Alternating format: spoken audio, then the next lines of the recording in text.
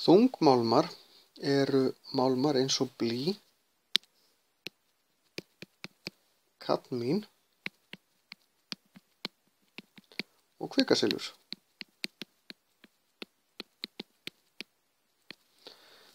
Þungmálmar eru málmar sem hafa ákveðin eitrunaráhrif.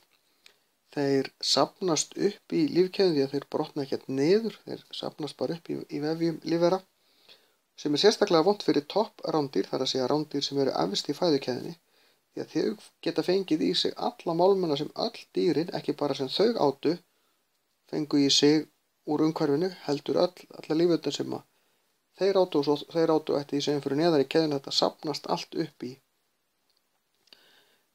í topprándýrunum.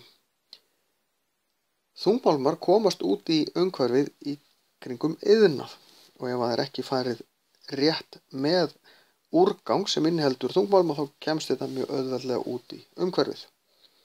Veðurstofan á Íslandi, hún mælir þungmálma til dæmis bara í umhverfinu og líka bara í úrkomu, og þannig erum við að mæla nanogrömm á millilítra. Það sem þeir fylgjast með er blý, kadmín, kopar, sink, króm, nikkel, járn, mangan, vanadín, arsen og ál. Þetta er ekkert allt hefðbundnir þungmálmar, þetta er allt málmar, og í of miklu magni þá hafa þeir eitrunaráhrif eins og þungmálmarnir.